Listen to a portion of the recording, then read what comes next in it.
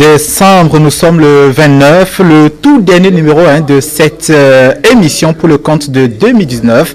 Quel plaisir de vous avoir eu cette année, mais de vous avoir encore aujourd'hui pour cette finale de notre désormais immanquable rendez-vous. Rendez-vous de grands moments politiques avec notre consultant politique Agapit Napoléon Maforika, expert en gouvernance, expert électoral par ailleurs, consultant médias et communication. Bonjour à vous. Bonjour Latifo, bonjour à tous nos téléspectateurs. Un grand plaisir de la retrouver. J'espère que les moments de fête ne les éloignent pas. Pas du tout avec vous. C'est aussi un temps de la fête. Absolument. Amis téléspectateurs, bonjour aussi à vous. La semaine a été conclue, vous le savez bien pas, le discours du président de la République sur l'état de la nation, c'est à Porto Novo, vendredi dernier au Parlement. Et quel discours, 50 minutes, une cinquantaine de minutes, et quel bilan d'une nation où les choses bougent. Et justement, ce matin, une question centrale à notre consultant tout le long de notre entretien avec lui demander, notamment sur plusieurs facettes, pourquoi avec talent ça marche. On ne va pas revenir sur l'élégance du chef de l'État quand il vous tient l'attention pendant 50 minutes. On vous demande tout simplement pourquoi ça marche.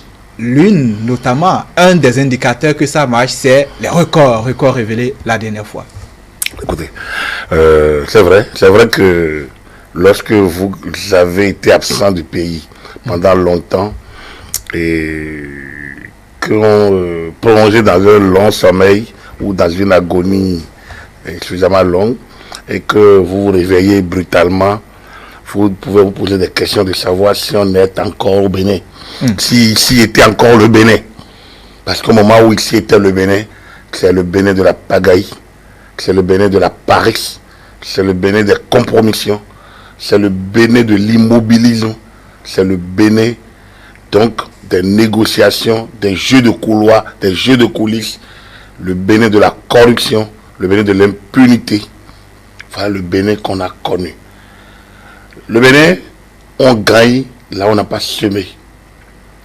Le Bénin, où il suffit de marcher pour empêcher des décisions salutaires. Le Bénin, où il est impossible de réformer. C'est vrai, ce Bénin semble progressivement s'éloigner et plonge certains dans une telle désolation qu'ils n'arrivent pas à prendre le rythme. C'est pour ça que je dis, si vous étiez plongé dans un profond sommeil ou dans une agonie profonde, on vous réveille brutalement, vous perdrez. Et certains se sont perdus au point d'être totalement perdus à jamais. Parce qu'ils n'ont pas pris. Ça marche. Alors la question, pourquoi ça marche? Et oui, ça marche parce que ce Bénin-là n'est pas le Bénin dont Patrick Talon et les siens ont rêvé quand ils parlaient de la rupture et surtout du nouveau départ, le programme que le président Talon a soumis au peuple. Le candidat Talon a soumis au peuple en 2016. Et auquel beaucoup ont cru, auquel d'autres n'y ont pas cru. Et comme on le dit toujours, on ne connaît pas le personnage. Lui se connaît. Les rares personnalités politiques autour de lui le connaissaient. Mais beaucoup, je dis, beaucoup ont rallié parce que simplement, ont constaté qu'au fil du temps, qu'au fil des temps, l'homme qu'on connaît comme le magnat du coton, celui qu'on a découvert comme Patrice le généreux, parce que c'est celui qui donne à tout le monde, Patrice de bon cœur. Je me rappelle que j'avais rencontré le président, mais les rares fois qu'on m'a parlé de lui, c'était mais c'est un homme généreux, c'est un homme sensible, c'est un homme franchement intéressant. Mais il suffit de lui demander. Mais quel est ce personnage qui aime si donner? Donc, comme les occasions n'ont pas été, il n'y a pas été d'occasion. Donc, une fois au pouvoir, moi je dis personnellement, ma première admiration, les premiers signes d'admiration pour le président Talon, c'est, ça va, je ne suis pas cynique, c'est cette affaire de déguerpissement. Ah non, déguerpissement. Pour moi, ça a été fait quand le pape Paul VI venait. Et Benoît XVI, quand le pape Benoît XVI devrait venir, il me semble que c'est en 2012, on a déguerpi, on a libéré des espaces à Cotonou. Après, les gens ont repris. quel est ce pays où on occupe l'espace privé dans l'impunité? En disant ici c'est le Bénin, rien ne se passera. Rien ne se passera. On a déguerpi. Une fois il s'est envolé, on a occupé nos espaces. Et c'est fini. Donc, moi j'ai vu, mais dans quelle discipline les Béninois ont dégagé? Les têtus n'étaient pas nombreux par rapport aux disciplinaires. Les têtus n'étaient pas nombreux. Et quand on voit le préfet Togoula à l'époque, mais vous dites, mais attends, on est encore au Bénin. Ce Bénin-là, on dit qu'il est impossible de réformer. C'était pour moi le début. Et ensuite, au niveau de l'assainissement des mœurs. Et ensuite, au niveau plusieurs paliers. Et alors qu'il a proposé la révision de la Constitution, en avril 2017, avec pratiquement tout ce qu'il avait à dire, dont le mandat unique. Je ne suis pas partisan particulièrement du mandat unique. Mais c'est extrêmement fort que le candidat parvenu au pouvoir, alors qu'on a tout taxé les gens dès qu'ils arrivent au pouvoir de vouloir s'éterniser, disent on va faire un mandat. Moi, mon mandat est un mandat de transition. C'est la révision, la première révision de la Constitution ne s'appliquera pas à vos anciens présidents, même à celui qui est actuellement en place. Alors, c'est ici, dans ce Bénin, c'est rare. D'autres, ils auraient écarté les anciens et se maintenir. Ici, le projet de Patrice Talon touchait aussi bien aux anciens qu'à lui-même. Ah, mais quand vous avez ça, mais pourquoi pouvez-vous rejeter? On a empêché les autres révisions parce qu'on soupçonnait les présidents de vouloir se maintenir. Les révisions virtuelles de Kitsou Kenekou, imaginez, où on est resté aux intentions, ou les tentatives opérées par le président Yahi, à travers des projets, des propositions qui sont sorties, ou des travaux des comités qu'il a mis en place, on aurait pu corriger nos... Yahi pour expliquer que le changement n'a pas eu lieu parce que nos tests posaient problème. Il fallait réformer. Lui, il a dit il fallait refonder. Refonder, tout à fait. Mais il n'a pas pu refonder parce qu'il n'a pas eu ce courage. Et peut-être qu'il n'a pas été accompagné. Il n'a pas su créer la coalition autour de lui pour avoir le changement qu'il souhaitait. La coalition du changement. La coalition pour le changement, exactement. Il fallait ça, nécessairement. Il n'a pas réglé ça. Pour vaincre les résistances, il faut la coalition. Il ne l'a pas réglé. Alors, lorsque j'ai vu le projet de Patrice Talon, et ça a été rejeté, ah non, j'ai trouvé que c'était inimaginable. J'ai posté sur ma page Facebook, 5 minutes avant le vote. Si j'étais à la place des députés, je votais. Parce que je ne peux pas comprendre qu'il n'y ait pas une sorte d'adhésion totale, unanime. Il n'y a pas de majorité, il n'y a pas de position dans ça. Les gens sont restés campés sur leur position. Vous devez demander pourquoi ça marche. C'est là. Quand les gens se sont emmurés dans leur pratique ancienne, qui consiste à s'opposer systématiquement sans avoir le contenu, ça a débouché sur ce test rejeté. Le test rejeté a fait changer de cap au président Talon. A retouché sa stratégie. Parce que pendant un an, il ne s'est pas occupé d'avoir une coalition au pouvoir, d'avoir une majorité particulière, il ne s'est pas occupé du jeu politique. C'est fait avec les possibilités. Absolument. Et je me rappelle le chahut de mission média Edouard Loko, nous on le chahutait.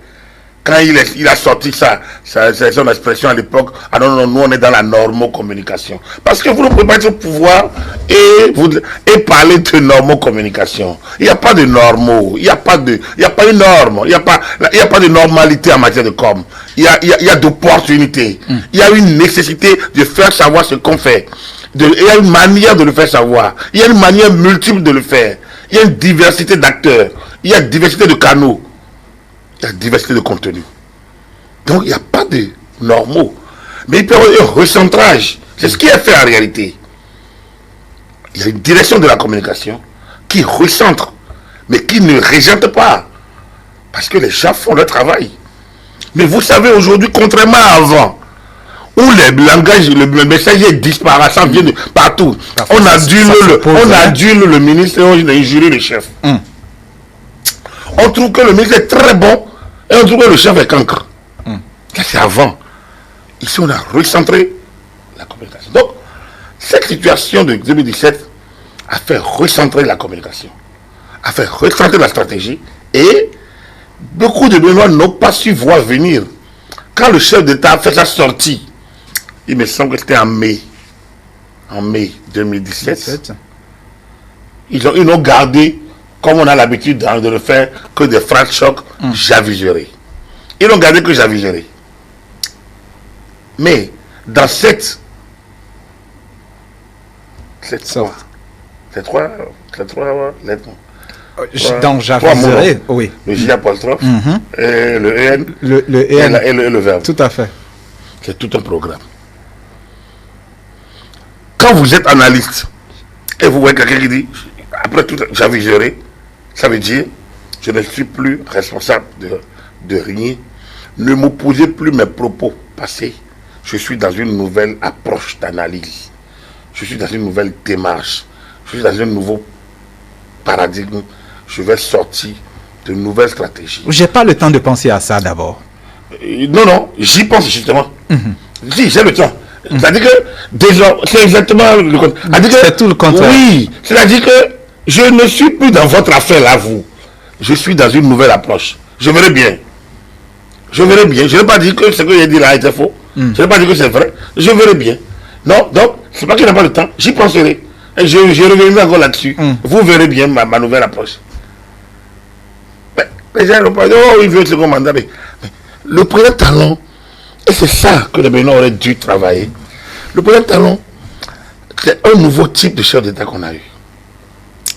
Un peu comme Zissou est apparu en 68. Un peu comme Kérékou est apparu en 72 avec le GMR et après les jeunes cadres. Je pense qu'il est apparu à un moment donné de notre histoire et il a envie d'impacter cette histoire-là. Et il l'a dit.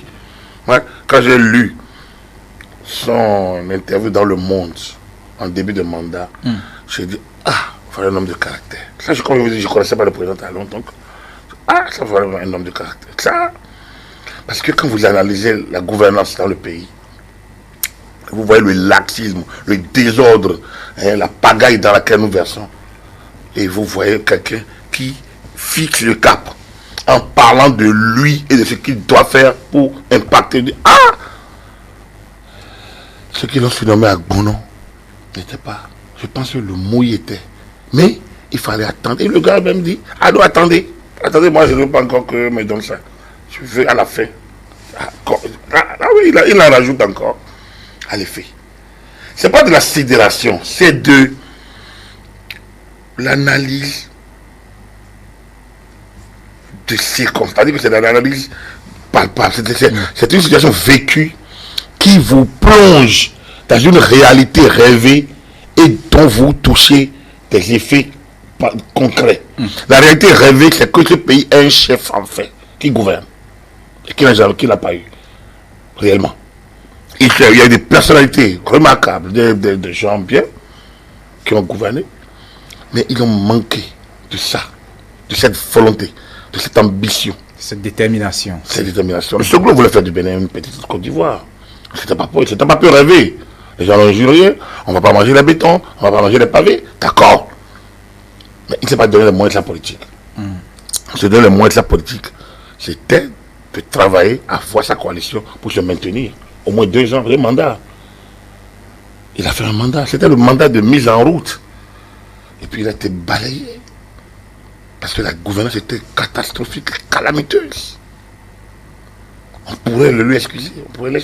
Lorsque le président Soglo dit par exemple, non, moi, il ne va pas aller devant ces gens-là, par exemple, des députés. Quand vous êtes, tu vois, ils vont parler, et après toi, tu ne peux même pas leur répondre. Parce qu'on parlait des questions orales, des questions. Le chef d'État peut aller. Et vous savez, quand le président donne sa réponse, les députés interviennent, c'est terminé. C'est terminé. Ouais, donc, il ne conçoit pas ça. Moi, l'élu de la nation, Mais les autres aussi étaient lui. Et c'est vrai qu'il faut vivre ça pour savoir que les dirigeants, ils sont lésés. Hein. On peut les... Non, ils ne doivent pas être lésés, ils sont en face du peuple. Et le peuple a plusieurs couleurs. Le peuple a plusieurs attentes. Le gouverneur, lui, c'est quoi? Il prend un volet. On a beau s'extasier devant les records. Mais il reste tellement quoi faire. Tellement de choses à faire. Il reste tellement quoi faire. Dans ce Cotonou, mais vous ne pouvez pas vous rendre compte. Mais je dis, on a interdit les sachets plastiques, oui ou non? Tout à fait. Mais dans ma cité Ouirola, les gens viennent déverser, par exemple, des sachets plastiques, des déchets en plein cœur de la ville. Mais il y a une mairie, non? Il y a une municipalité, non? Il y a des gens qui sont... Est-ce que les déchets doivent être déversés encore en plein cœur de la ville de Cotonou? Mais les gens le déversent encore en plein cœur de la ville de Cotonou. On va dire que c'est le gouvernement. Est-ce que c'est le travail du gouvernement? Il y a une mairie en place. Il y a un arrondissement en place. Les gens doivent faire le travail. Et puis il y a le ministère de cadre de vie. Il y a une police environnementale. Donc, tout ne peut jamais être fait totalement. Ça, on convient. Mais ce qui est différent, c'est que quand vous prenez le peu que vous faites, faites le bien. C'est ça qui distingue la gouvernance Talon des autres. Donc, je dis, après cette interview du président Talon, il a commencé par dérouler son programme en mettant de côté la révision de la Constitution. Et c'est là que le bloc BNP de la majorité parlementaire a été très utile pour lui. Et ça a été la première stratégie Talon, c'était d'avoir cette coalition parlementaire. Une majorité, en tout cas assez qualifiée, pour l'aider à avancer sur ce projet. C'est ça la démocratie. C'est exactement ça la démocratie. Il s'est plié en fait. Il a trouvé, c'est pas plié, c'est pas plié. Vous voulez aller à Parakou, on vous bloque à Calavi. Vous faites quoi? Vous allez retourner sur Cotonou, vous êtes un défaitiste. Vous n'êtes pas un gagneur. Vous cherchez comment trouver une issue pour aller. Donc, de Calavi, vous repliez vers Godomé, vous prenez la voie de Ouida, arrivez à Paou, vous dites ok, je bifurque et je passe par Tori et je tombe à Lada. Et c'est fait. Et si c'est bloqué là, il faut continuer sur Ouida. Voilà. Et si vous commencez, vous dites ok, je retourne à Porte-Nouveau. C'est lent, c'est long, c'est périlleux peut-être. Mais ça mène à la destination. Mais voilà, ça va amener à la destination. Et c'est ça la gouvernance. C'est ce que le président Talon a fait. Contrairement, et il faut faire comparaison, peut-être pas raison, mais quand vous comparez avec Yahi, parce que c'est le moins, c'est les deux présidents qui ont tenté vraiment des réformes. Il faut le dire. Le président québécois, j'ai laissé 10 ans tranquillement, il n'a rien tenté en termes de réforme. Il a peut-être ramené une paix que le président, le quinquennat Soglo a failli faire tanguer dans le pays. Donc, en parlant de réforme, il faut comparer ces 30 dernières années, la gouvernance, il y a eu des talents. Et en la matière, il y a eu quand ça brûle un peu, c'est comme les militaires mal formés. Quand ça brûle un peu, les gens, ils rabattent, ils battent en retraite. C'est là on dit, qu'ils m'excusent, je ne parle pas de nos militaires. Je ne connais pas l'art militaire du tout, donc je ne parle pas d'eux. Mais je parle de l'art de la guerre. Dès que l'adversaire pointe, quand des militaires battent en retraite, ça veut dire qu'ils ont un problème de formation. Stratégiquement. Le moral n'est pas. Parce que même si vous n'avez pas la munition qu'il faut, parfois votre détermination a inquiète l'adversaire. On a vu le roi Guézo et ses Amazones ils combattent les Français avec leurs munitions sophistiquées. Ils n'ont pas gagné, mais ils ont laissé trop dans l'histoire et on en parle encore aujourd'hui. Donc, le président Talon ne recule pas devant la difficulté. Il n'a pas abdiqué, il a cherché des moyens pour aller à sa fin. En toute chose, en toute chose, seule la fin justifie les moyens. On est en gouvernance. Et en la gouvernance, tant que ça reste dans le cadre de la constitution des lois de la République, franchement, il faut aller chercher l'impossible pour aboutir à la fin. Et c'est ça que le président Talon a fait. Je dis, tant qu'on est dans les limites des lois de la République, il faut aller chercher l'impossible. Donc, le président Talon a veillé à chaque fois de rester dans les lois, dans les limites de la loi. Je vais vous, quand il a démarré son discours sur l'état de la nation par rapport aux aux événements politiques. Tout à fait, tout à fait. Mais à chaque fois, quand ils tentent de construire, les gens détruisent. Ils tentent de ramener l'opposition. Les gens sont là-bas au Parlement. On a trouvé un accord. Quelqu'un dit non, il faut renier votre signature. On a renié, on remet tout en cause parce qu'on veut bloquer l'appareil. Et à chaque fois, il fait ce qu'il doit faire. Alors, ayant fait tout ça, et constatant peut-être que les gens ne veulent pas avancer, il faut que lui il avance. Les gens veulent le garder dans leur immobilisme, après pour crier à l'eau sur le baudet. C'est les institutions de la République qui sont arrivées à la rescousse. Mais ça veut dire quoi? Lorsque toutes les institutions de la République disent au chef de l'État, avance, mais qui peut encore dire non? Les institutions représentent la nation, l'État. Rien n'existe, on dit le peuple. Oui. Mais le peuple lui-même a adhéré. Quand des gens sont allés à Tokpa pour créer la zizanie, ils n'ont pas vu derrière eux la foule qu'ils attendaient. Ça devrait leur faire voir qu'ils n'y sont pas. Et que le peuple a fait son choix. C'est ça la marque. Donc, le président, il ne recule pas. À chaque fois, il cherche les stratégies dans les limites de la loi. Et c'est ça. Dans les limites de la loi. Donc, il ne quitte pas les lois. La Constitution a été respectée dans toute son essence. Sur tout ce qui a été fait. Moi, je dis aux gens, quand les gens viennent, ils font leur débat, tout ça, là, ils disent, mais montre-moi ce qui est violé. On dit non, normalement. Il n'y a pas de normalement. Si rien n'est... Il n'y a pas normalement. Si on est en politique, on est en politique. Si on est en droit, on est en droit. Dans les deux cas, dis-moi ce qui est violé. En politique, c'est un choix d'opportunité. En droit, c'est le respect des textes. Dis-moi qu'est-ce qui est violé. Normalement, on parle des élections législatives. J'ai entendu les gens, mais ce n'est pas possible.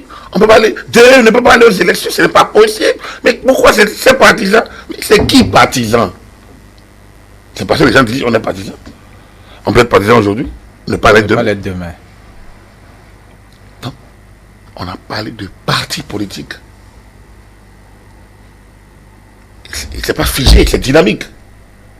Donc, les gens, au lieu de lire ça, ils n'ont pas lu, on laisse lui beaucoup à ses émotions, à ses sensations, à ses humeurs, et on les transforme en textes de loi. Et en pratique politique. Plus dans les esprits que la Constitution elle-même. Exact. Donc, et quand ils le font, le président Talon, lui, comme je vous l'ai dit, les yeux rivés sur la Constitution. Donc, ce qui est permis et ce qui n'est pas permis, ça lui permet donc d'avancer. Parce que tel pas qu'il pose est permis, est autorisé, parce que ce n'est pas interdit. Voilà ce qui est interdit, je contourne, j'avance, et ainsi de suite. C'est comme ça qu'on a eu les réformes. Avant d'aller aux réformes du système partisan, qu'est-ce qui s'est passé? Il y a eu un séminaire parlementaire qui a permis à toutes les parties prenantes d'analyser notre système électoral, notre système partisan. Je ne sais pas, c'est en début juin 2018. Alors là, on était encore... on était avec l'ancien Parlement. Hein. Personne ne dira que c'est pas inclusif, comme c'est le mot. En juin 2018, et tous les courants politiques, des personnalités de tous bords, avaient pris part à ce séminaire-là. Et les grandes trames, la trame du code électoral, la trame de la charte des partis politiques, la nouvelle charte a été sortie de ces travaux-là, préalables. Et puis donc, dès que les projets de texte sont sortis, il n'y a pas eu beaucoup de grands débats. La preuve, la charte a été adoptée pratiquement à l'unanimité. L'autre a une très grande majorité, une très forte majorité, dans un parlement que les gens... Un parlement bouillant à l'époque. Exactement, 2015. Mais lorsque ces textes proviennent de cette structure, comment peut-on humainement, stratégiquement, raisonnablement, politiquement, revenir encore sur ça? On a vu des choses horribles, inimaginables. Voilà pourquoi ça marche. Ça marche parce que quand les gens sont dans la diversion, une telle diversion, mus uniquement par leurs intérêts, on a un gouvernement, on a un président de la République, donc une locomotive qui avance parce qu'il ne se laisse pas distraire par ces courants égoïstes, mus par des intérêts égoïstes. Voilà pourquoi ça marche politiquement. Et puis, on est sûr que ça marche parce qu'après les chiffres, les records, il n'y a pas de débat autour. La seule chose qui fait peut-être écrit, comme vous l'avez souligné après l'autre sortie d'avril 2017, les gens n'ont retenu que j'aviserai. Mais cette fois-ci, c'est les larmes du ministre que les gens ont retenu. Dans le fond, pas de débat. Tout le monde est convaincu. Oui, je l'ai dit, on est souvent dans les motifs, dans l'émotion. On est un peu dans ce genre de trucs. Non, le ministre est un homme, est un humain. Et au-delà des larmes, il faut voir ce qu'il y a en dessous des larmes. C'est, quand on vous dit la reconnaissance du travail accompli, ça veut dire quoi? On a un chef exigeant. Quand le chef exigeant reconnaît, vous distingue d'une manière ou d'une autre, ça vous fait plaisir. Et parfois, ça vous fait couler des larmes. C'est pas des larmes de douleur. Non, c'est des larmes d'émotion. C'est des larmes d'émotion. Et si vous avez été dans cette situation, vous comprendrez que ça peut arriver à n'importe qui. Et comme j'ai eu à faire un peu de parallèle, dessous, il faut voir d'où il vient. Il était membre du premier gouvernement Yahi en 2006. Sorti, sans ménagement, comme un moins que rien, à un moment donné. C'est un quiproquo. Il est revenu, et depuis 3 ans, 4 ans, il impacte le secteur agricole. Pas lui seul. Pas lui seul, parce que, vous savez, ce gouvernement, ça marche parce qu'on a un gouvernement en place. Un gouvernement où les ministres font le travail.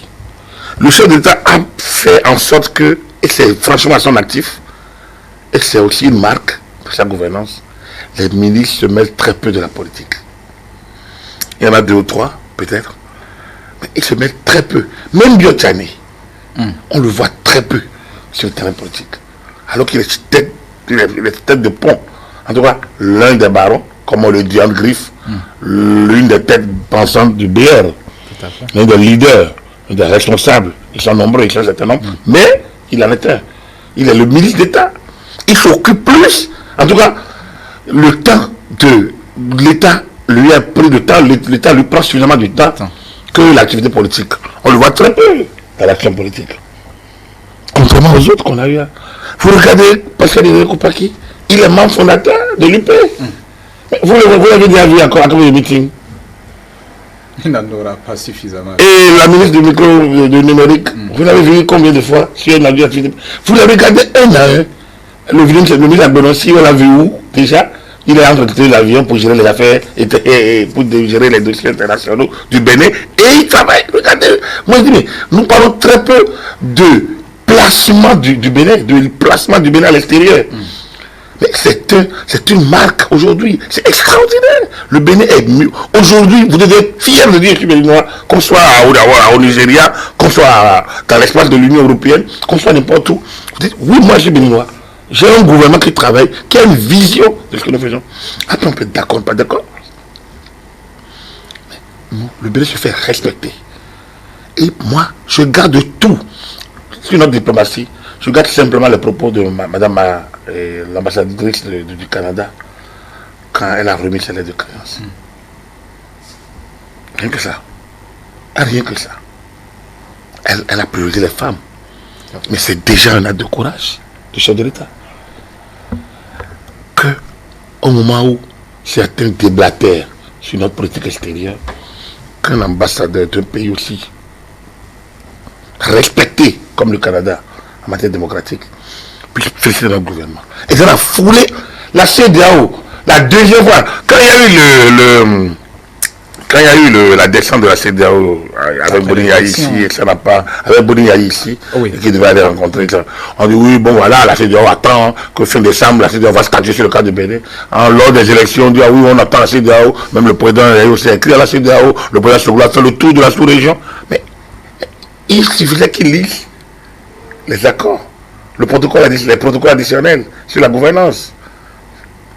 Et ils verront bien que le Bénin a respecté à la lettre ce protocole. Et parfois mieux.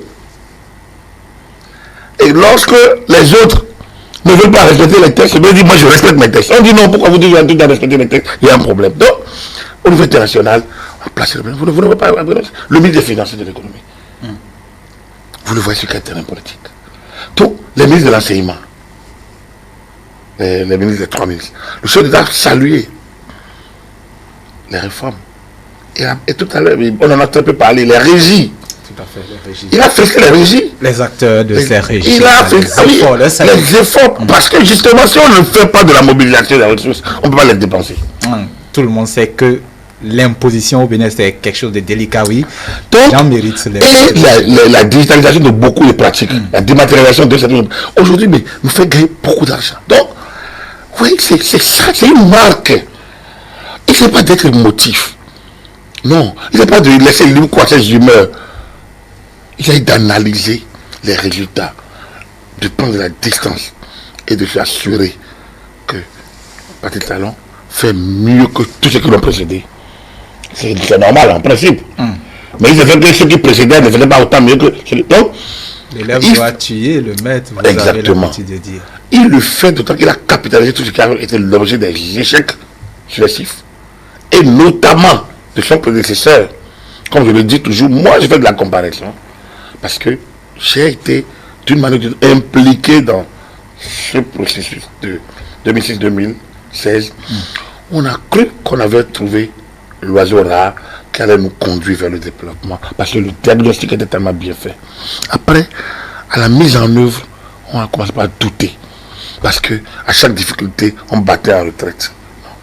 Parce que le président, il a capitalisé tout ça et il mène une gouvernance axée sur des objectifs et des résultats.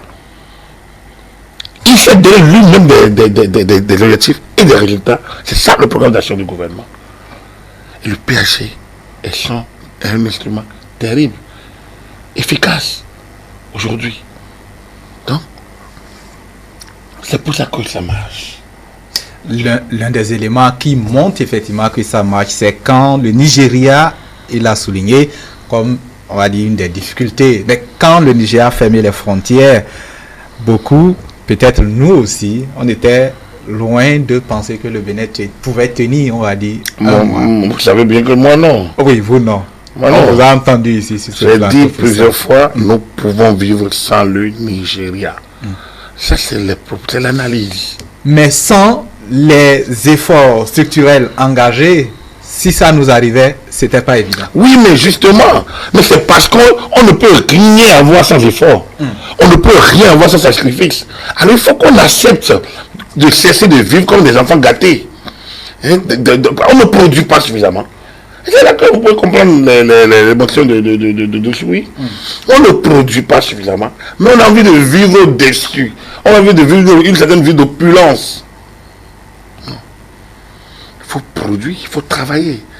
On ne peut pas dire que les effets de la fermeture des frontières du Nigeria soient terminés. Non, les gens en souffrent encore aujourd'hui. Parce que là, on est habitué qu'à ça.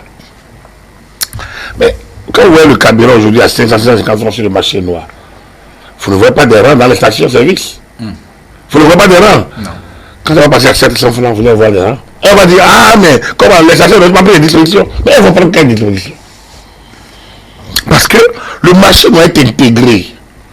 Ce n'est que progressivement, quand on l'aura rasé, que même si le prix va à 1500 dans le marché noir, il n'y aura pas de rang. Parce que tout le monde serait habitué aux stations.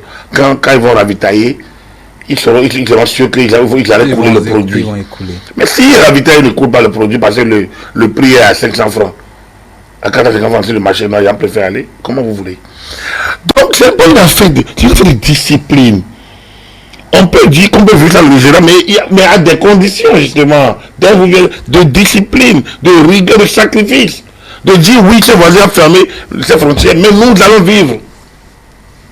C'est comme le jour où vous quittez vos parents.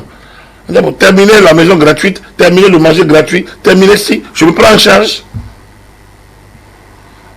Et il y en a qui, paresseux, ils disent bon, comment il va faire quand il va partir là maintenant? Bon, je vais rester d'abord.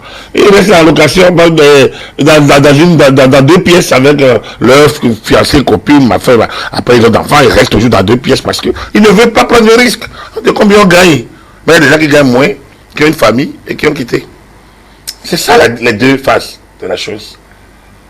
Vous voulez être qui? Un homme libre? Ou bien vous voulez toujours être dépendant de l'autre? Le président, le gouvernement nous a fait notre fierté en restant digne devant le dossier nigérien, en préservant l'essentiel en termes de diplomatie, mais en restant digne. Ça, c'est un actif de notre diplomatie. Donc je parlais des ministres justement, qui ont fait tout le tour. Au niveau de l'enseignement supérieur, ça ne vous a pas échappé, le chef d'État en a parlé. Tout à fait. La réforme, au niveau de la réforme, au niveau des établissements privés, l'enseignement supérieur. Mais ça fait mal. C'est des réformes rigides, dures. C'est de la rigueur. Et ceux qui ne sont pas dedans ne peuvent pas On vous sort. Le projet d'agrément est complexe. Quels que soient les investissements, on vous met de côté. C'est complexe. Demandez au DPS, demandez à M. Marc, et le directeur général de l'enseignement supérieur, qui s'appelle Kokou Marc Kassoba, ou au professeur Doudji, à mon avis, les deux. Demandez-leur les pressions qu'ils ont. Si vous ne restez pas ferme, vous ne pouvez pas trouver ça. C'est vrai que ça fait mal aux tenanciers. Et comme les gens sont habitués à prendre les couloirs, les gens font feu de tout bois. Mais aujourd'hui, l'enseignement supérieur est assaini, aussi bien dans les universités publiques que dans les privés. On ne peut pas dire que tout soit rose, mais c'est de loin beaucoup mieux. Les pagailles d'antan sont terminées. Vous ne pouvez plus voir votre nom sur un registre si vous n'avez pas réellement fréquenté. Parce que la DGS a mis suffisamment de balises. Et ça, c'est à l'actif du gouvernement. Ça avait commencé petitement sous l'ancien. Mais c'est concret aujourd'hui. C'est vrai, après, quoi, il faut quelques assouplissements. Mais la rigueur doit rester. Si on a envie d'avancer. Parce que les fruits de la rigueur, ce n'est pas aujourd'hui. Et c'est pour ça que quand on parle d'année de record, on dit oui. Mais moi, je vois encore prendre bien des records. Parce que c'est maintenant que les éléments d'aujourd'hui ne sont que annonciateurs des records de demain. Et ça, et le chef d'État, il allait être détendu. Parce que c'est un homme qui souffrait de voir les Béninois souffrir en leur chair face aux réformes. Mais c'était un passage obligé. Aujourd'hui, il est fier d'annoncer l'heure du développement du Bénin. Des temps comme celui-ci, où on voit, on va dire, les premiers fruits des sacrifices, c'est un élément aussi pour renforcer la coalition pour le changement. Absolument. Parce que tous les ingrédients qu'on ne va pas croire. Et on commence par s'incliner. Comment ça? C'est-à-dire, ouais, quand je prends la ville de Porto-Novo, les chantiers ne sont pas finis. Hein. Les chantiers ont été ouverts pour la période des fêtes.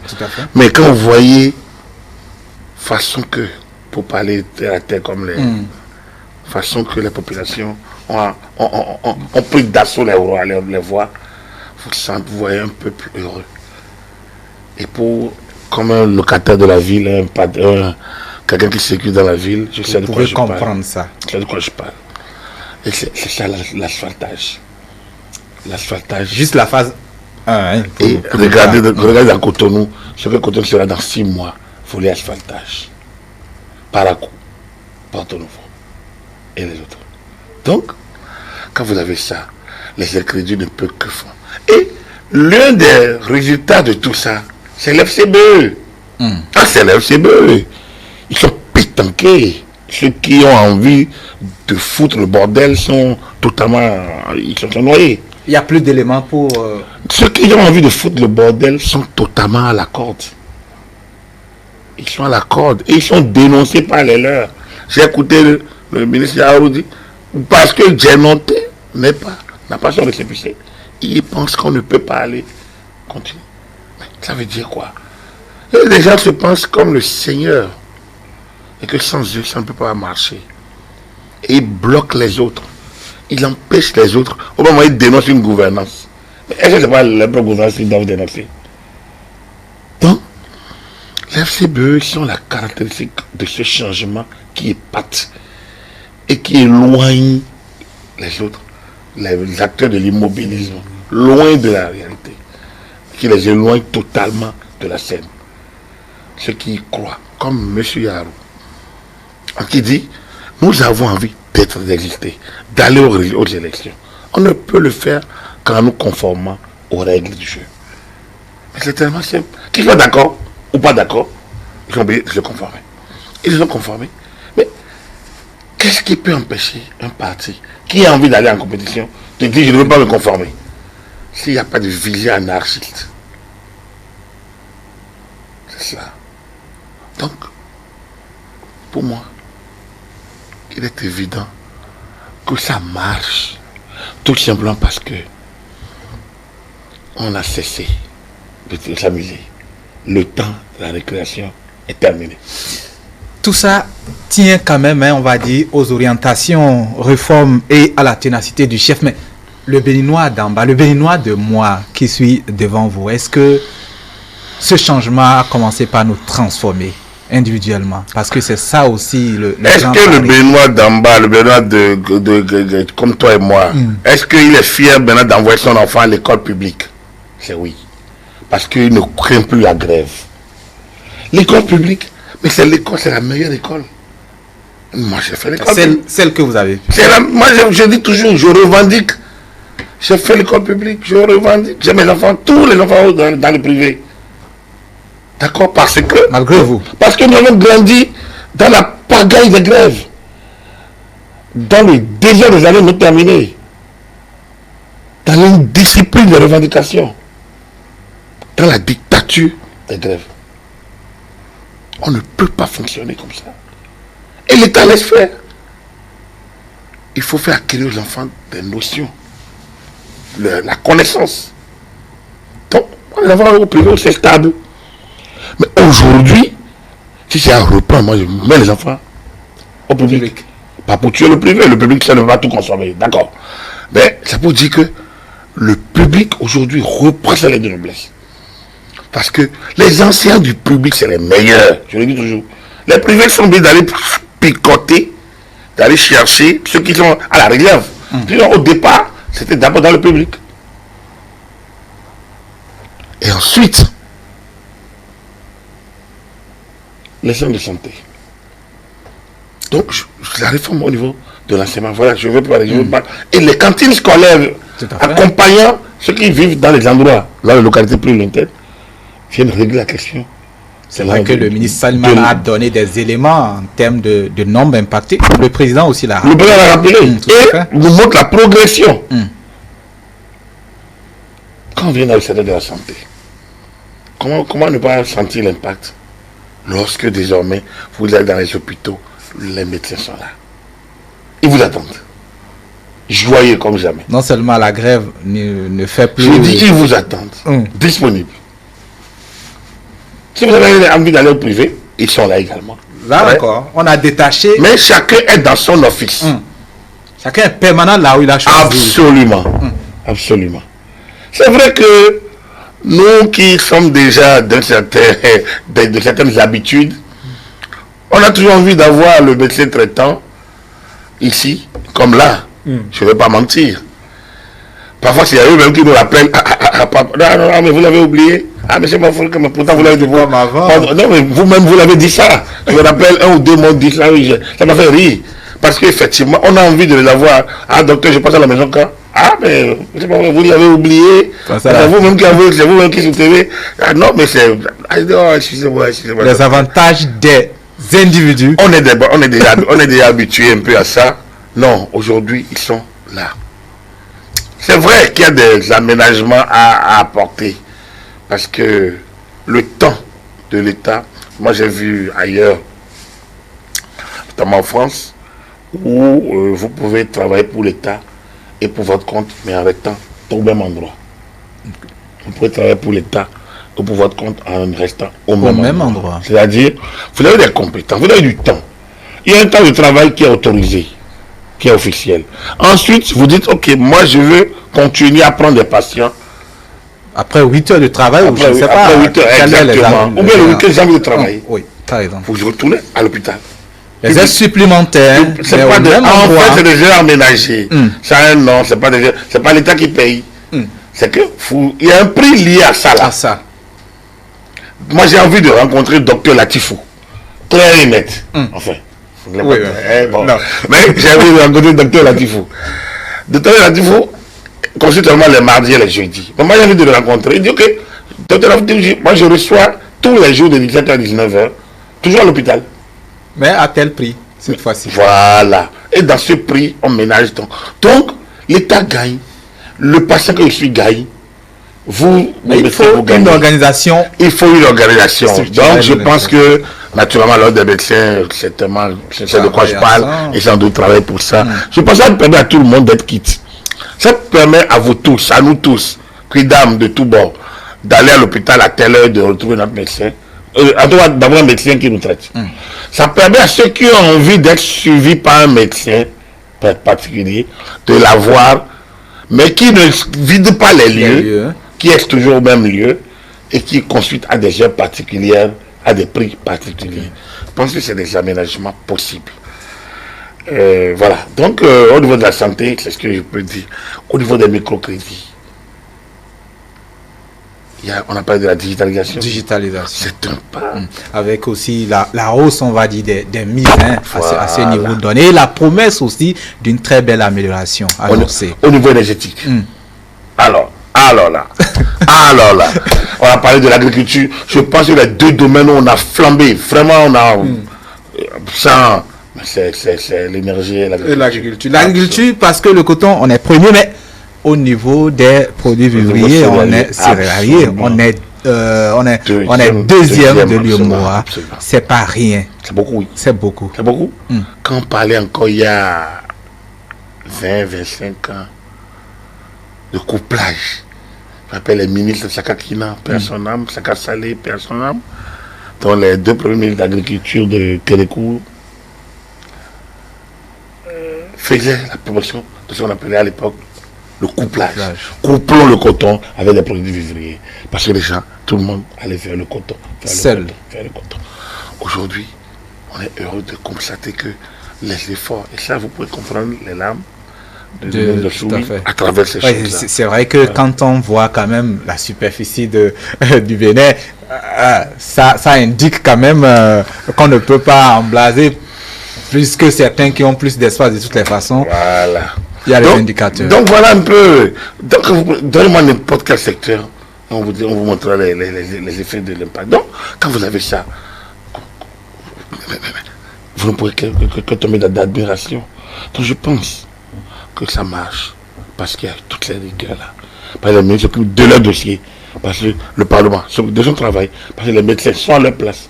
Parce que les enseignants sont à leur place. C'est ça. Il y a maintenant tout de même à revenir sur cette promesse de record que vous avez, on va dire, souligné tantôt. En quelques mots, peut-être aussi écoutez. En fait, vous savez, tout ce que nous disons, c'est pas pour dire que tout est meilleur au Bénin. Non. C'est que nous revenons de loin, de très loin. C'est pour ça que moi je dis, mais attendez, le peut-être talent. Le maximum du temps qu'il fera au pouvoir, c'est en 2026. Parce que s'il faut demander, s'il faut souhaiter, c'est qu'on ne peut pas arrêter ce travail-là, normalement en 2021. À partir du moment où là, il est possible qu'il continue, pourquoi ne pas engager cette continuité? Absolument. Et puis lui-même a donné des raisons. Il a dit, il n'a pas écarté, mais il a mis un certain nombre de conditions. Il faut déjà que ceux qui travaillent avec le chef de l'État, le travail succès, l'objectif, la succès, conditionnalité, chef d'État, pour qu'il continue. Donc, mais s'il finit en 2026, il faudrait que d'autres continuent. Tout à fait. Le Bénin aura toujours encore des choses à faire. Donc, on a encore des records. C'est là que je dis, attendez, on a fait le quart de finale cette année à la CAN, non? En foot. Bien. Vous pensez que lors de la prochaine CAN, on doit viser le 8e de finale? Ce serait, on va dire, un échec. Aller plus loin. On doit viser les demi-finales au moins. Quoi qu'on y va, pour viser toujours la fin. Donc, ceux qui gagnent ne sont pas des extraterrestres. Donc, on a encore des records. C'est pas parce qu'on va viser les demi-finales qu'on va atteindre les demi-finales nécessairement dans 2 ans au Cameroun, non? C'est l'année prochaine. Tout à fait. Ce n'est pas parce que on aura en 2021, voilà, 2021. C'est parce que On est toujours dans l'année de notre coupe. Voilà. Parce qu'on va viser la victoire, qu'on ira peut-être en demi-finale. On peut être éliminé en match de poule. Mais être fier, ça veut dire que cette fois-là, ça n'a pas marché. Mais on aurait eu l'ambition, la volonté d'avancer. Et avec le travail acharné, on finira par atteindre sa demi-finale et sa finale un jour. Donc, c'est pour dire que nous devons continuer d'atteindre, d'envisager des records. On ne va pas dire que c'est fini. C'est pour ça que je dis, on n'est qu'au début. Il faut saluer le maître architecte de ce travail-là. Celui qui a été bâtisseur. C'est la locomotive. C'est le président Patrice Talon. En tout cas, de dehors, les salutations, les félicitations viennent, hein, les encouragements viennent. Peut-être entendre de l'intérieur quand même les gens qui se lâchent, qui saluent. Pourquoi pas? Oui. En fait, vous savez, on n'est pas dans un monolithisme absolu. On veut bien que tout le monde reconnaisse ce qui est fait. Mais bon, il y en a qui vont venir regarder ce qui n'est pas encore fait. Tant mieux. Tant mieux, parce que comme je l'ai dit, on ne doit pas dormir sur nos lauriers. Il faut déjà que ceux qui reconnaissent ce qui est fait le fassent. C'est-à-dire les partis politiques qui soutiennent le travail du gouvernement, l'action du chef de l'État, les personnalités, tous ceux qui travaillent pour encourager le gouvernement à avancer doivent être des acteurs qui relayent, qui accompagnent. C'est heureux, je vous ai dit que c'est heureux aujourd'hui que nos ministres ne se promènent pas pour faire de la politique. Ce faisant, ils gagnent du temps pour s'occuper de leur dossier. Tout à fait. Pendant ce temps, il y a des relais qui doivent faire ce travail-là. Moi, je dis, le rôle des médias, c'est ma conception du rôle des médias, ce n'est pas de mimer un reported speech statique et sans contenu. Un reportage, non. Dans un pays en voie de développement, dans un pays sous-développé, dans un pays pauvre, très endetté, dans un pays où tout est à reconstruire, le rôle des médias n'est pas de s'asseoir pour dire il a dit, il a dit, il a dit. C'est comme on le disait sur la révolution, c'est d'être des acteurs de l'éveil de conscience. Ce n'est pas trop demandé, on est des acteurs du développement. C'est ça. Les médias ont des fonctions. La fonction informative, d'accord, mais une fonction éducative. Et dans cette fonction éducative, il ne s'agit pas de dire talent est bon, talent est bien. Non, non, c'est pas ça qu'on a demandé. Mais dire ce qui est, relayer, expliquer, commenter, montrer le chemin. Dire, ne pas donner dans l'intoxication. C'est cela. Nous sommes dans un pays qui doit se développer. Quand l'Europe, après la Deuxième Guerre mondiale, n'avait pas des médias qui étaient dans des médias engagés aussi. Prendre sa part dans le développement. Les efforts donc, pour le développement. Nous, tous les acteurs doivent être des acteurs du développement. De la société civile, mais ils doivent être impliqués. C'est pas de mimer droit de l'homme, oui, c'est bon droit de l'homme, pourquoi pas. Mais les droits de l'homme, c'est aussi le droit au logement, le droit à la santé, le droit à la nutrition, le droit à la culture, et puis le droit au toit, on veut dire logement. Donc, les besoins fondamentaux constituent les droits de l'homme. Quand un gouvernement travaille pour faire acquérir les besoins fondamentaux, on doit le soutenir. C'est cela. Il n'est pas le droit de venir bavarder du matin au soir, parader. Ça ne crée pas le développement, la parade, et le bavardage stérile, les diatribes sans lendemain, des injures sur les autres. C'est pas ça qui développe. Donc, il ne s'agit pas des incantations de droits de l'homme, non. Les droits, on doit donner un contenu aux droits. Les principes de droits sont reconnus. Mais c'est même textes, que ce soit nationaux ou internationaux, que ce soit la charte, que ce soit notre constitution, la charte africaine qui lui est annexée, que ce soit les pactes droits civiques et politiques, on appelle les pactes de 66, que ce soit la déclaration universelle des droits de l'homme, que ce soit la déclaration des droits de l'homme des citoyens, tous ces actes internationaux comme nationaux reconnaissent les droits, mais mettre l'accent sur les conditions de leur exercice. Donc quand vous regardez tout ça, donc nous devons prendre la part. On ne peut plus être le peuple de bavards, de rhétoriciens, de ceux qui déroulent le français du point où on a l'impression qu'on ne peut plus rien faire d'autre que de bavarder. Non, on doit être un peuple axé sur le développement. Chacun doit se dire comment suis-je acteur du développement. Ceux qui ont regardé Café Politique, Madame Dagia et Bouriana, doivent avoir gardé deux choses. Elle a dit deux choses. Quand le parti a décidé, c'est la mort dans l'âme, on a suivi. Je le répète toujours, c'est ça qu'on appelle la discipline de partisans, de militants. La discipline de militants, ils ne sont pas d'accord, ils ont suivi. Ensuite, on a parlé de l'école nouvelle qui était discipline, travail. Discipline, travail, l'école. Et elle a parlé de ce qu'on a dit, comptons d'abord sur nos propres forces, sur nos propres ressources. Nous connaissons ça. Mais vous, non. Vous n'avez pas fait cette école-là. Et depuis 90, personne ne vous érige des slogans de ces gens-là.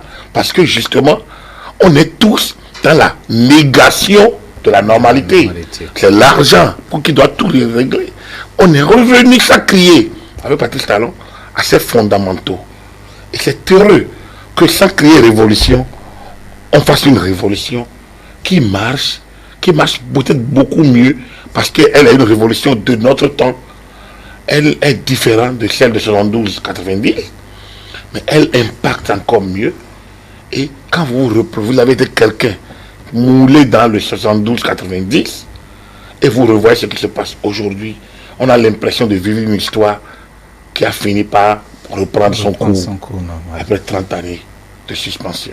Ça, je le dis avec beaucoup d'emphase parce que je le sens et je le ressens. Donc, voilà un peu le citoyen qui parle. Là, c'est peut-être pas le contraire nécessairement, beaucoup plus le citoyen. Mais là encore, je veux bien que quelqu'un vienne me dire le contraire, on peut faire le débat.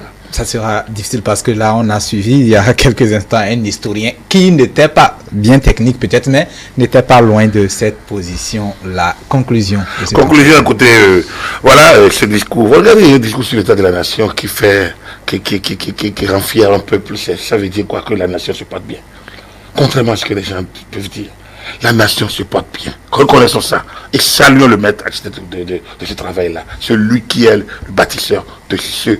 Après, il y a beaucoup de choses à régler, sans doute. Il y a encore beaucoup de travail à faire, sans doute. Il y a encore peut-être des plaies à penser, peut-être. Il y a encore sans doute des routes à façonner.